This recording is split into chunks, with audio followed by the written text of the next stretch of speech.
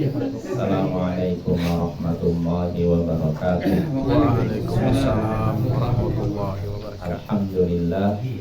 Alhamdulillahi ala ihsani wa syukru lahu ala taufiqihi wa amtinani wa ashhadu an la ilaha illallah wahdahu la syarika lahu ta'ziman li sya'ni wa ashhadu anna Muhammadan abduhu wa rasuluhu da'i ila ridwani wa sallallahu wa sallam alaihi wa ala alihi wa sahbihi wa ikhwani amma ba'd.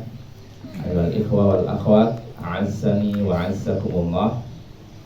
Saudara-saudariku yang semoga dimuliakan oleh Allah, kita bertemu kembali di malam Sabtu untuk mengkaji tafsir Al-Quran, yaitu menggunakan kitab tafsir Jalalain karya Imam Jalaluddin As-Suyuti dan Jalaluddin Al-Mahalli.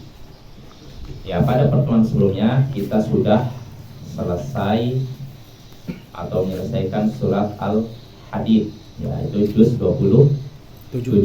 Ya, berarti sekarang kita masuki juz berikutnya, yaitu juz 26.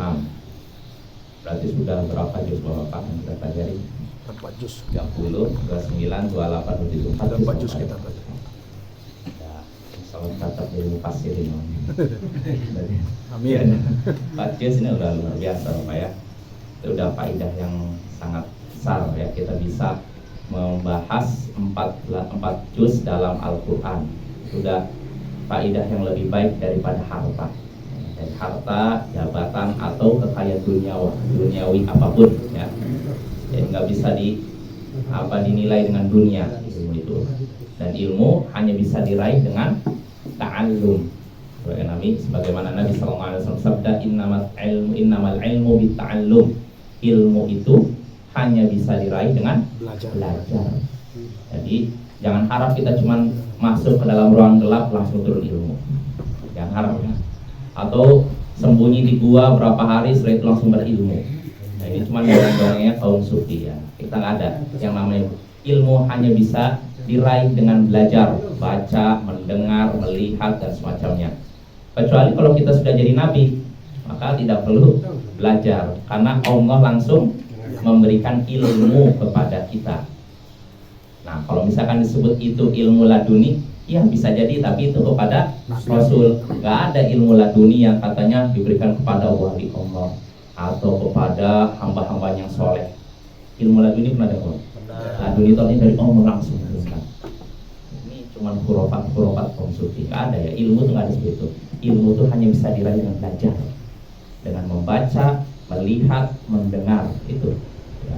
Seandainya ilmu itu ada yang langsung diturunkan oleh Allah kepada hamba yang soleh, kalau seandainya ilmu ada yang seperti itu, tentu yang paling berhak setelah Nabi siapa? Para sahabatnya kan. Namun kenyataannya ada para sahabat yang cuma sembunyi di rumahnya 3 hari langsung berilmu, sembunyi di gua atau katanya sih cari wangsit lah atau apalah, langsung dapat ilmu. Ada yang seperti itu? Ada yang seperti itu. Sahabat Jabir bin Abdullah saja demi mencari satu hadis sampai melakukan perjalanan jauh ke Mesir selama 1 bulan untuk mengambil hadis dari sahabat Abdullah bin Unais. Bahkan 1 hadis. Jadi mereka menempuh perjalanan jauh demi 1 hadis. Maka ilmu itu hanya bisa diraih dengan seperti itu, dengan mengerahkan harta, tenaga dan waktu kita, korban.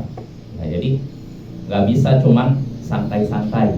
Makanya kata seorang ulama Yahya bin Abi Katsir ya, la yastatu'ul ilm bi rahatil jism. Ilmu itu tidak bisa diraih dengan tubuh yang santai. Jadi memang harus capek, mungkin jenuh, bosan, ya itulah yang namanya ilmu. Kalau misalkan ilmu itu diraih dengan cara mudah, semua kita menjadi ulama ya kan. Namun kenyataannya enggak kan. Dalam kenyataannya di kehidupan kita enggak semuanya jadi ulama kan. Seandainya ilmu itu mudah Bapak, diraih dengan mudah, dengan tubuh santai, tentu semua kita menjadi ulama. Namun kenyataannya tidak seperti itu. Ilmu diraih dengan perjuangan. Kalau para ulama terdahulu melakukan safar, perjalanan sampai berbulan-bulan lamanya, sampai kadang di antara mereka kehabisan bekal, ada yang kelaparan, sampai ada di antara mereka yang maaf minum air kencingnya sendiri karena udah kehausan. Itu yang seperti itu. Ya. Sampai ada di antara mereka sampai kencing darah. Ada seperti itu. Ya artinya ilmu itu diraih dengan harga mahal. Makanya para ulama terdahulu itu bahwa ilmu mereka itu kokoh karena mereka dapatkannya dengan sulit. Nah, ada pun zaman sekarang ilmu mudah. Buka Google, pencet apa komen langsung. Mudah cari hadis apapun mudah kan, tapi cepat hilang. Apa yang cepat kita segala sesuatu yang cepat kita raih, cepat pula hilang, cepat lupanya.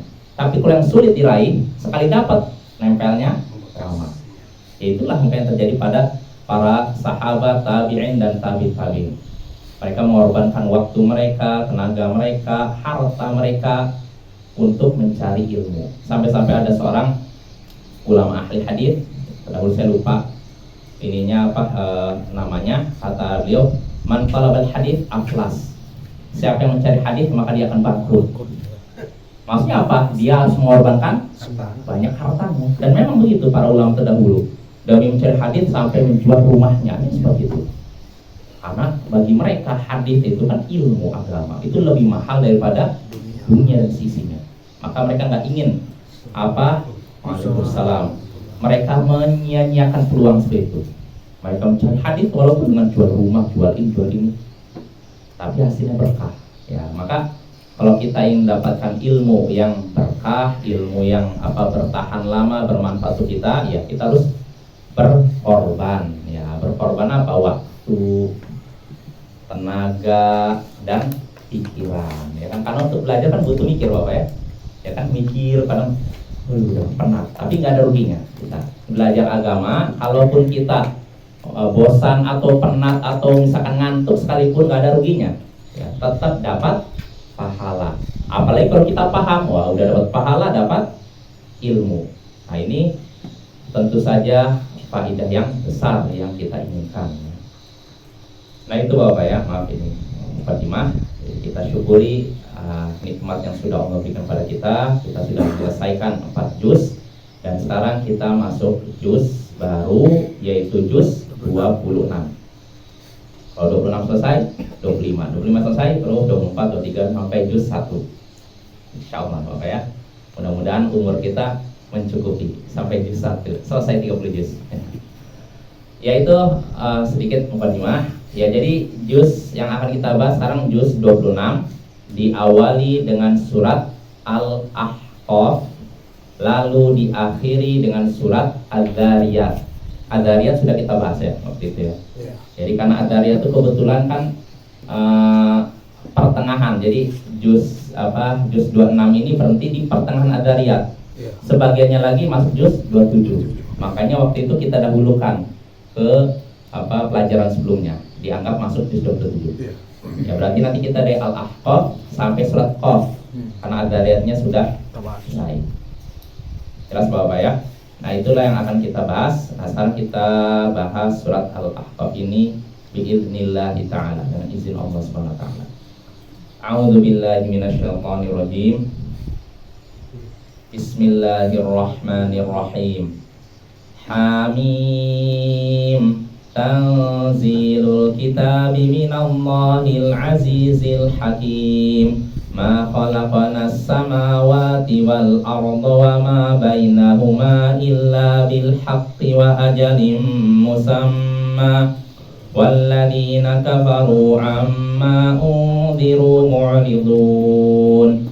Qul ara'aytum ma tad'una min dunillahi aruni madza khalaqu minal ardi am lahum syirkun fis samawati ituni bikitabim min qabli hadza aw atharatin min ilmin in kuntum shadiqin. Wa man adallu mimman yad'u min dunillahi man la yastajibu lahu ila yaumil qiyamati wa hum an du'aihim ghafilun. Wa idza husyiran nasu kanu lahum a'da'aw wa kanu bi'ibadatihim kafirin.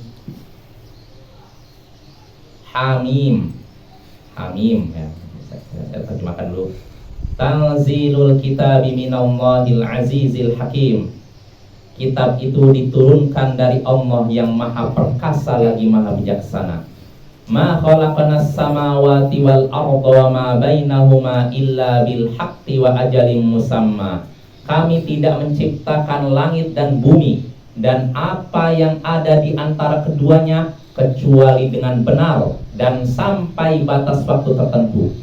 Walladzina kafaru amma undiru mu'ridun. Dan orang-orang kafir berpaling dari apa yang diperingatkan kepada mereka. Qul ara'aytum ma tad'una min dunillah aruni madza khalaqu minal ard am lahum syirkun fis samawat. Katakanlah wahai Rasul, katakanlah, kabarkanlah kepadaku apa yang kalian seru selain Allah. Kabarkanlah kepadaku apa yang mereka ciptakan dari bumi, atau apakah mereka memiliki andil dalam penciptaan langit? Ituni bi kitabim min qabli hadza aw atharatin min ilmin in kuntum shadiqin. Datangkanlah kepadaku kitab sebelum ini, sebelum Al-Qur'an, atau peninggalan dari pengetahuan orang terdahulu kalau memang kalian benar. Wa man adallu mimman yad'u min dunillahi man la yastajibu lahu ila yaumil qiyamah. Siapakah yang lebih sesat daripada orang yang menyeru selain Allah, yang tidak bisa memperkenankan, mengabulkan permohonan mereka sampai hari kiamat. Wahum an du'aihim ghafilun. Sedangkan mereka sendiri lalai dari doa mereka tersebut. Wa idza husyiran nasu kanu lahum a'da'aw wa kanu bi'ibadatin kafirin. Jika orang-orang manusia seluruhnya dikumpulkan, mereka pun akan menjadi musuh mereka dan mereka akan mengingkari peribadatan kepada mereka. Nah itu Bapak, dari ayat 1 sampai ayat yang ke-6 ya. Kita bahas Bapak. Pertama, hamim. Apa itu hamim? Berhijaiyah ya. Artinya apa? Kata Imam Al-Mahalli, Allahu a'lam bimuradihi bihi. Allah lebih tahu tentang maksudnya ini. Artinya Bapak, kita tidak bisa memastikan maknanya apa. Ini huruf muqatta'ah namanya Bapak. Dalam Al-Quran ada beberapa huruf muqatta'ah. Ada sekitar berapa? 40 atau 26 kalau nggak salah. Misalkan alif lam mim, terus alif lam mim shad, hamim, kaf ha ya ain shad, banyak lagi. Ini namanya huruf al-muqatta'ah. Ya, ini ada di awal surat, pada surat tertentu, tidak semua surat. Nah, apa maksudnya? Kita pernah Al-Baqarah. Kita pernah ya di sini. Oh. Ya, kayak misalkan alif lam mim. Ini ada di surat apa? Al-Baqarah. Apa makna alif lam mim? Nah, Allahu a'lam. Maknanya tidak bisa kita pastikan, tapi para ulama memberikan penjelasan. Kenapa Allah menyebutkan alif lam mim? Apa sih rahasianya? Apa sih maksudnya? Sebagian ulama menyatakan maksudnya Allah menggunakan alif lam mim atau ini sekarang apa? Hamim, untuk menunjukkan kepada orang-orang Arab bahwa Al-Qur'an ini disusun dari huruf hijaiyah, hurufnya orang Arab. Berarti Al-Qur'an ini dengan bahasa Arab, bukan bahasa asing. Karena ada sebagian orang menyatakan oh ini dari Al-Qur'an ini bukan Arab, bukan bahasa Arab, diambil dari orang Romawi. Katanya siapa? Tukang pandai besi yang bisikan ke Nabi Muhammad ini, buat suratnya begini, ini bunyinya begini. Allah yang bantah bahwa ini dari bahasa Arab dan langsung dari Allah, bukan buatan orang non Arab. Ya, jelas Bapak ya. Ini dari bahasa Arab, bukan bahasa asing. Ya. Dan ada juga yang menjelaskan maksudnya Allah ketika menyebutkan apa hamim, alif lam mim, maksudnya menunjukkan bahwa surat setelahnya mengandung huruf-huruf berikut. Allahu a'lam Bapak ya. Kita tidak bisa pastikan. Saya baca tafsir beberapa tafsir ulama juga, mereka menyatakan nggak bisa kita pastikan maknanya apa, tapi kita yakini Apa yang Allah sebutkan tidak mungkin sia-sia. Nah, ini perlu ditanya. Kalau ditanya maknanya apa, kita nggak tahu. Tapi kita yakini apa yang Allah sebutkan tidak mungkin sia-sia. Mustahil sia-sia. Pasti ada tujuan tertentu. Walaupun kita tidak tahu. Ini kaidah penting Bapak ya. Jangan sampai kita meyakini ada satupun huruf atau satupun ayat dalam Al-Quran yang maknanya sia-sia. Maha suci Allah dari kekurangan, dari sia-sia. Karena kalau ada kita misalkan berkata, oh orang ini mengucapkan perkataan sia-sia, ini pujian atau celaan? Celaan. Kalau manusia saja kalau ngomong begitu dianggap celaan, apalagi kalau kita katakan Allah berkata sia-sia. Oh, ini sama saja celaan untuk Allah. Ya, maka kata para ulama, kita tidak tahu maknanya secara pasti apa hikmahnya, tapi kita yakin apa yang Allah sebutkan pasti ada tujuannya, ada hikmahnya, walaupun kita tidak mendapatkannya atau tidak mengetahuinya. Jadi itu Bapak ya. Jadi apa yang Allah sebutkan tidak mungkin sia-sia, pasti ada tujuannya, ada manfaatnya, walaupun kita tidak mengetahuinya. Nah, dengan ini selesai. Kita nggak terlalu pusing, jangan terlalu berlebihan. Itu kan apa ya bro? Sehingga akhirnya berputar di situ saja. Padahal masih ada yang lebih perlu kita perhatikan. Nah, itu tentang Hamim. Jadi kata Imam Al-Mahalli, Allah lebih tahu tentang maksudnya apa Hamim itu. Lalu kita lanjutkan. Tanzilul kitabi minallahil azizil hakim. Kitab itu diturunkan dari Allah yang maha perkasa lagi maha bijaksana. Kitab itu maksudnya apa? Al-Quran ya. Al-Quran itu diturunkan dari Allah yang maha perkasa lagi maha bijaksana. Perkasa fi mulkihi, yaitu dalam kekuasaan. Allah maha perkasa. Tidak ada satupun makhluk yang bisa menghalangi kehendak Allah ya. Tapi kalau manusia, sekuat apapun, seperkasa apapun dia, bisa saja dihalangi ya. Ada kelemahannya, nggak ada manusia yang perkasa Bapak. Sampai preman-preman yang sekarang badannya kuat-kuat, suatu saat pun akan ya saya lemah juga ya. Jadi kita tuh nggak ada gunanya di dunia ini sombong ya. Sombong dengan kekuatan kita, dengan jabatan kita, dengan kekayaan kita, itu sementara. Ujung-ujungnya tetap kita itu seperti berputar. Artinya gini, kita tuh kehidupan manusia, kata para ulama, seperti bulan.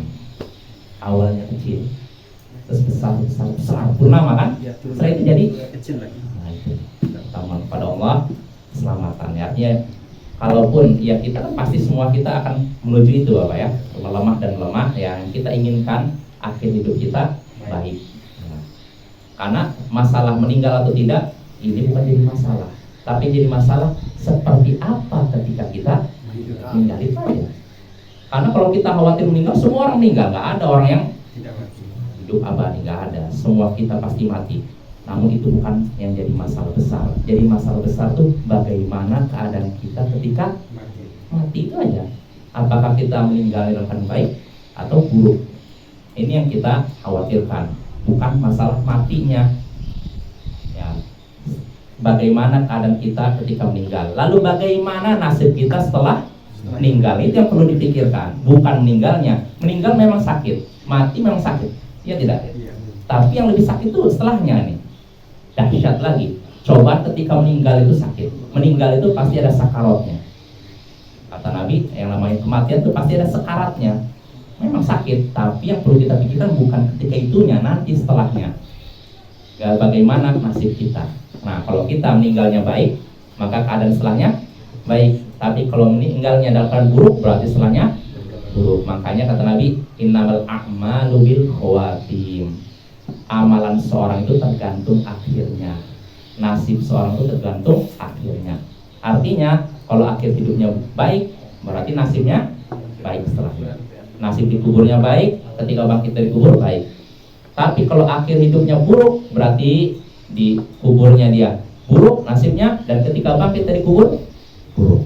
Ya, makanya jadi patokan akhir hidup kita Bapak ya. Maka kita mohon pada Allah husnul khatimah. Tapi Ustaz, saya mau tanya, maaf ngomong, saya ada simpatikan orang kelihatan itu bagus, soleh gitu, tapi pas ketika meninggalnya itu apa jelek gitu, itu gimana Ustaz? Jeleknya itu apa? Maksiat gitu. Iya, Maksudnya selama ini dia menyembunyikan maksiat. Kita tahunya dia soleh tapi selama ini menyembunyikan maksiat. Nah itu yang kita khawatirkan sebenarnya. Sesuatu yang tidak tampak di hadapan manusia ternyata Allah tampakkan di akhir hayat. Ini yang kita inginkan. Maka kita harus banyak berdoa. Di antara doa apa? Imam Ahmad, Allahumma amitna al-Islam wa sunnah. Bukan Imam Ahmad, suatu hari Imam Ahmad mendengar seorang pria berdoa, Allahumma amitni al-Islam. Ya Allah, matikanlah aku di atas Islam. Kata Imam Ahmad, was sunnah, dan juga di atas sunnah. Kenapa Bapak perlu tambah sunnah? Kenapa? Kenapa nggak cukup ya Allah matikan aku dalam Islam? Kenapa Pak Senadi? belum cukup. Kenapa belum cukup? Belum masuk. Sedangkan Allah sendiri, janganlah kalian meninggal kecuali dalam keadaan Muslim kan? Wala tamutunna illa wa antum muslimun. Iya. Gimana Ali? Coba. Kenapa harus di atas sunnah juga? Sebab kalau Islam itu ada yang sesatnya. Iya, kalau misalnya ya Allah matikan aku dalam keadaan Muslim, Khawarij Muslim kan? Apakah kita mau jadi Khawarij? Mati menjadi Khawarij, mati menjadi orang misalkan Murji'ah, mati menjadi orang Jabriyah, Qadariyah, nggak mau kan? Kita artinya nggak semata-mata Muslim tapi di atas sunnah, ahlus sunnah. Nah ini Bapak yang kita inginkan. Karena kalau semata-mata Muslim, Khawarij juga Muslim Bapak. Menurut pendapat yang kuat, mayoritas ulama berpendapat Khawarij itu Muslim, bukan kafir Bapak. Begitu juga Murji'ah, dan begitu juga sekte lainnya. Jelas Bapak ya? Makanya para kata Imam Ahmad, ketika orang tadi berdoa, ya Allah matikanlah aku di atas Islam, was sunnah, dan tambah dengan di atas sunnah.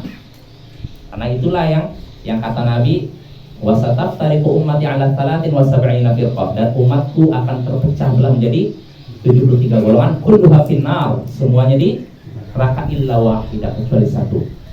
Para sahabat bertanya, man ya Rasulullah? Siapa yang satu itu ya Rasulullah? Beliau menyatakan, ma ana alaihil yauma wa ashabi, siapapun yang mengikuti aku dan sahabatku di hari ini, mengikuti sunnahku dan sunnah para sahabatku di hari ini, artinya itu ahlus sunnah. Nah itu Bapak, itu yang kita inginkan kan? Selamat kan? Selamat di akhirat. Ya betul? Ya, karena kalau sekedar Muslim, ya masih ada kemungkinan masuk neraka, mampir di neraka. Ya Allah matikan aku dalam Islam, jadi Khawarij, ada peluang masuk neraka. Tapi kalau ya Allah selamatkan aku matikanlah aku dari Islam dan sunnah, hati inilah yang selamat di akhirat nanti.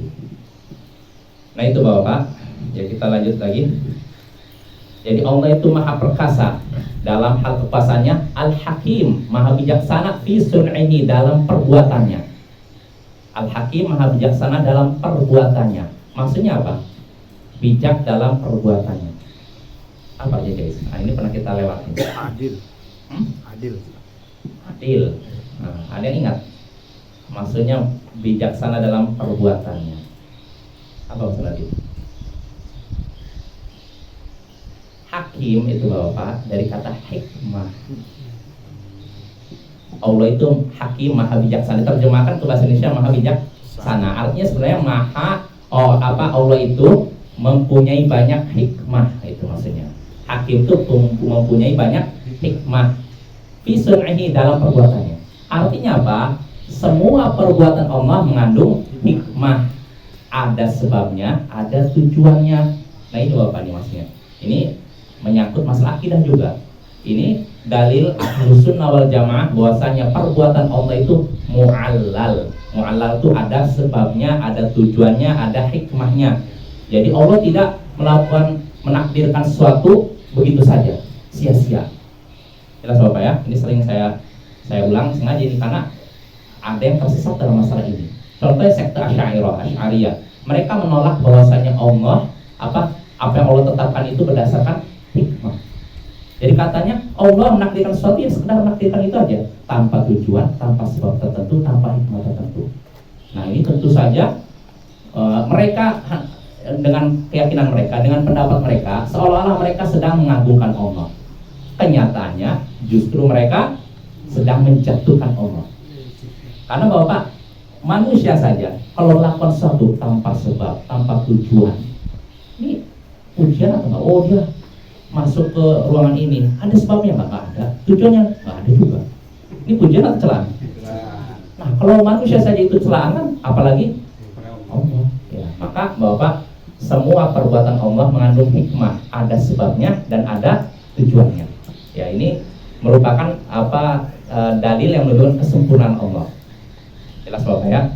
Karena kalau dikatakan Allah melakukan sesuatu tanpa tujuan, tanpa sebab, tanpa alasan, ini sama saja, maaf, menyamakan Allah dengan orang yang punya sakit jiwa.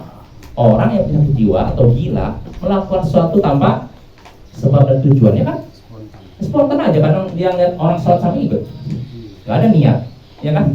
Nah itu maha suci Allah dari seperti itu Bapak ya. Nah itu kitab itu diturunkan dari Allah yang maha perkasa lagi maha hikmah, maha hakim, maha bijaksana, yaitu perkasa dalam kekuasaannya dan bijaksana dalam perbuatannya. Maha khalaqna itu tadi ketika disebutkan maha bijaksana itu menunjukkan Allah punya apa tadi? Banyak hikmah. Hikmah. Nah ini Allah kuatkan dengan ayat setelahnya lagi.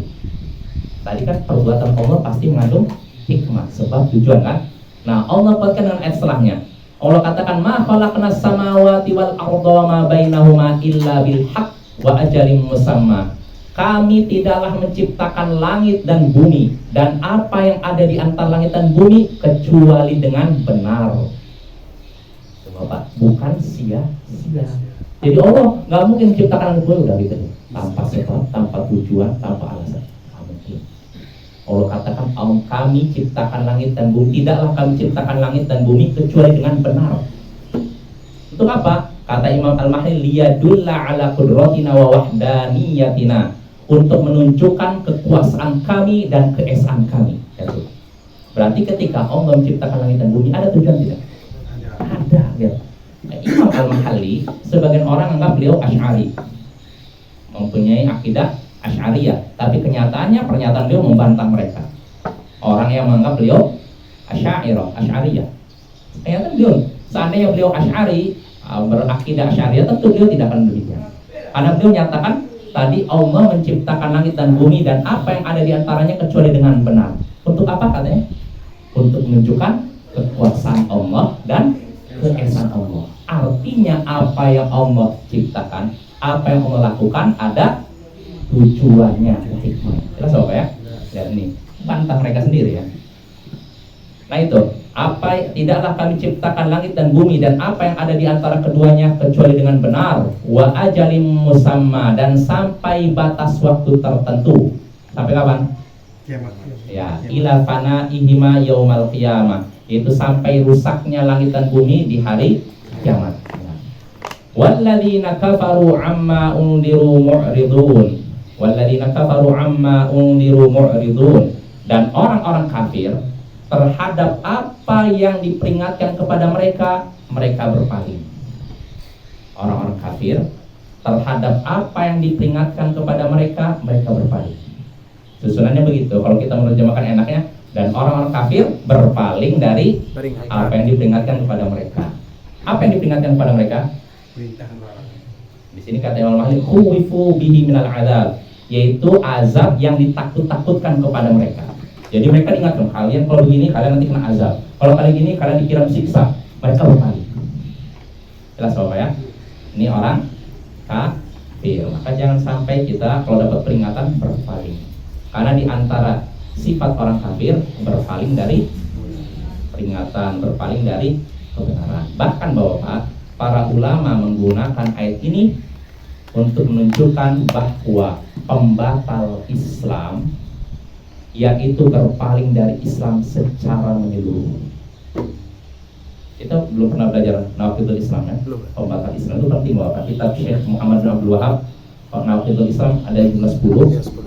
Ini bukan pembatasan Bapak ya. Syekh menyebutkan ini aja ringkasan yang istilahnya populer ya, yang mudah dipahami lah. Karena banyak pembatal Islam, cuman yang paling nampak 10. Di antara pembatal Islam yaitu berpaling dari agama Allah, berpaling dari Islam secara menyeluruh. Maksudnya apa?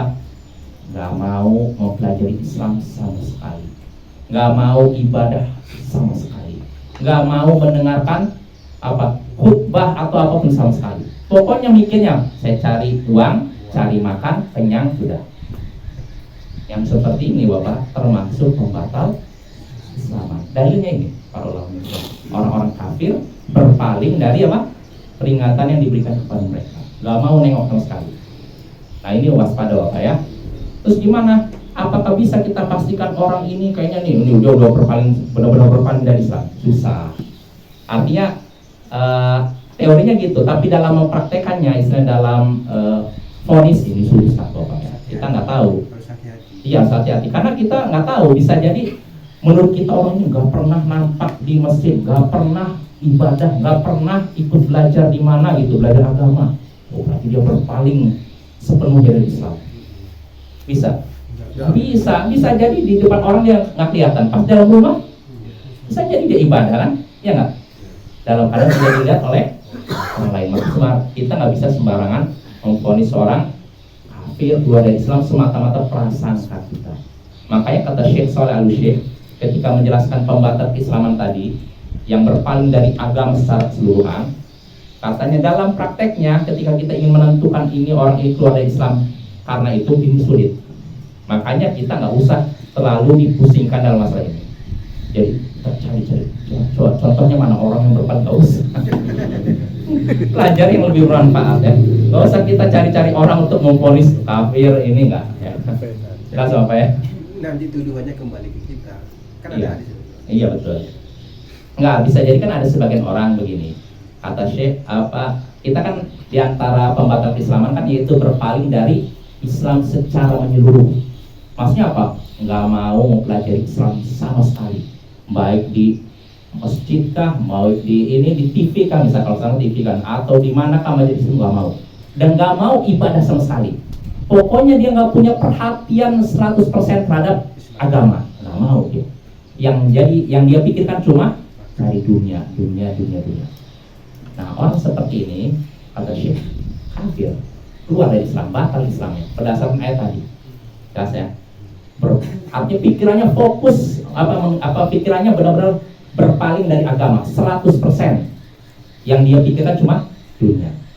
Yang seperti ini batal Islamnya. Jelas Bapak ya? Tapi dalam prakteknya menentukan ini udah berpaling 100% dari Islam. Mudah tidak? Tidak, karena kita cuma melihatnya Secara lahir kan? Lahir aja. Di balik itu kita nggak tahu kan? Ya tidak? Tapi kita pribadi kan nggak ada hak kita sebagai Islam. Oh iya itu makanya, itu diantaranya. Cukup kita yakin aja sebagai apa istilahnya bahan untuk diri kita.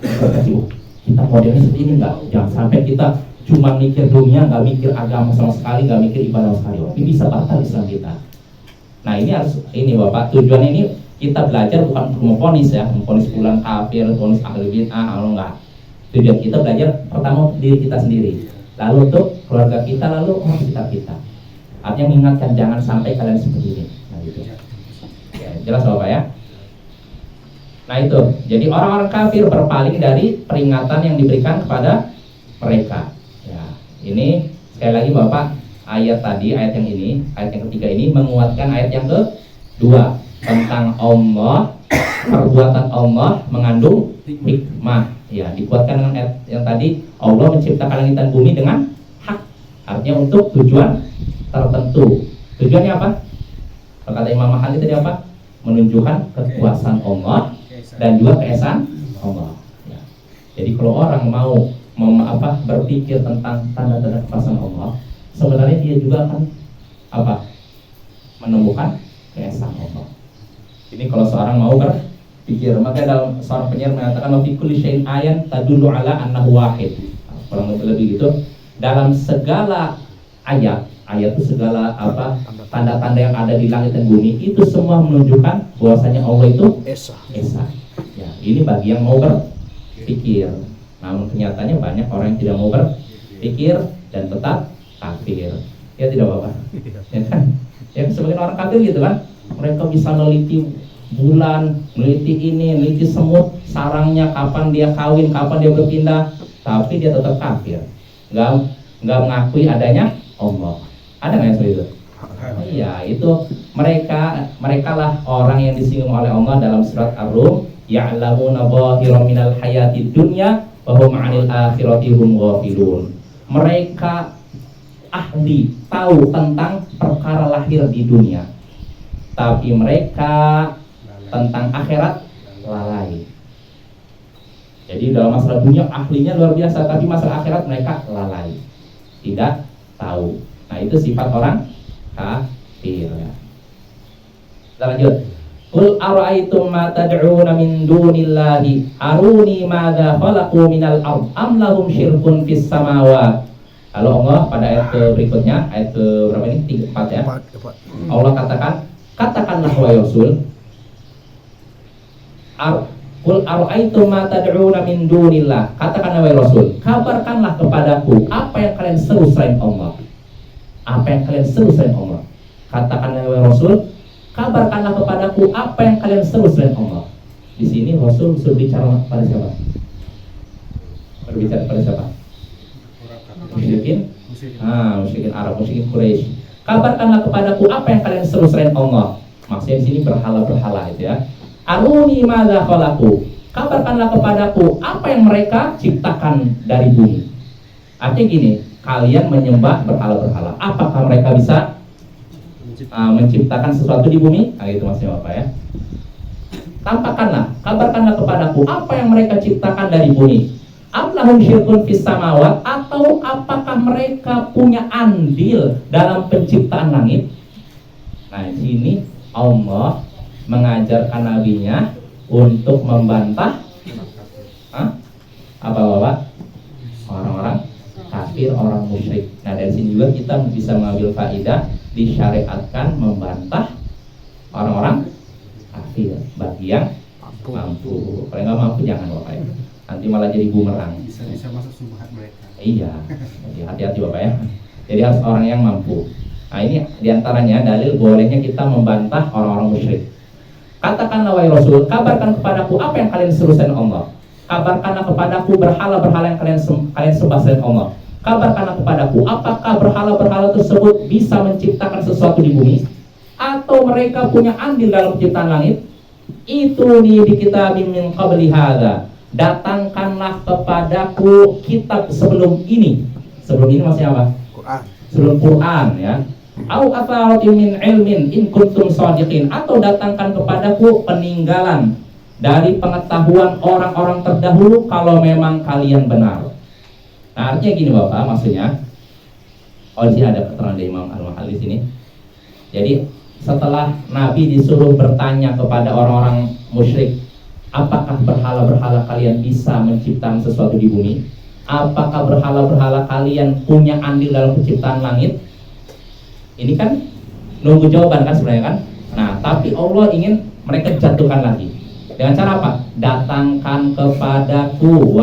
Rasul suruh berkata, datangkan kepadaku wahai musyrikin kitab Al-Quran, kitab sebelum Al-Quran yang menyebutkan tentang demikian. Artinya sebutkan kepadaku kitab sebelum Al-Quran yang membolehkan apa? Syirik gitu maksudnya. Atau kalau memang tidak ada dalam kitab sebelum Al-Quran, minimal atau selain apa kitab dalam Al-Quran, peninggalan ilmu dari umat-umat sebelum kalian.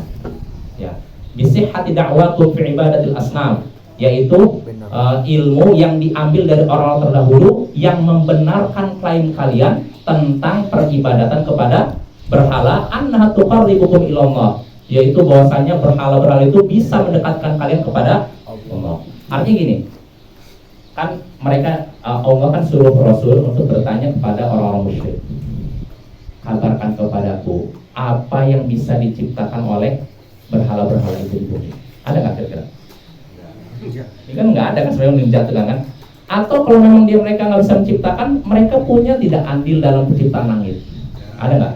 Nggak ada kan? Nah, Allah ingin menegaskan, menjatuhkan mereka lagi. Allah menyuruh Rasulnya untuk berkata tadi, datangkan kepadaku kitab sebelum Al-Quran yang menyebutkan demikian. Yang menyebutkan apa? Bahwasanya berhala-berhala itu layak disembah. Karena apa? Yang tidak bisa menciptakan tidak layak disembah. Ya, jelas Bapak ya?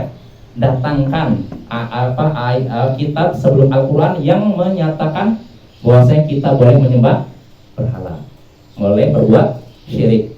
Atau kalau tidak ada kitab sebelum Al-Quran, minimal pengetahuan ilmu dari orang-orang sebelum kalian, dari umat terdahulu. Ada nggak yang menyatakan bahwasanya kita boleh berbuat syirik? Atau di sini kata Imam Al-Mahali yaitu peninggalan dari pengetahuan orang terdahulu yang membenarkan pengakuan kalian bahwasanya berhala-berhala itu, beribadah kepada berhala-berhala itu bisa mendekatkan mereka kepada Allah. Ada nggak kitab yang menyebutkan demikian? Ada tidak peninggalan dari umat-umat terdahulu menyatakan demikian? Jawabannya ada tidak? Tidak ada. Allah katakan tidak ada. In kuntum shadiqin, kalau memang kalian benar, kenyataannya tidak ada seperti itu. Ya saudara ya. Ini sebenarnya bantahan yang bagus ya. Menantang Bapak ya. Iya. Karena kalau kita, artinya gini Bapak, nggak ada satupun ayat Al-Quran, hadis yang melegalkan. Habis ya? Oh iya. Ya dan semoga kita lanjutkan pertemuan berikutnya. Tapi kesimpulannya tidak ada satupun ayat Al-Quran, hadis yang melegalkan syirik. Maka Bapak, kalau ada orang musyrik membawakan ayat dalil yang melegalkan syirik yang mereka lakukan, ketahuilah dalil mereka kalau lemah batil. Oh iya. Ya. Kalau lemah batil. Lanjut Pak ya. Insyaallah pada pertemuan berikutnya kita lanjutkan. Alhamdulillah. Alhamdulillah.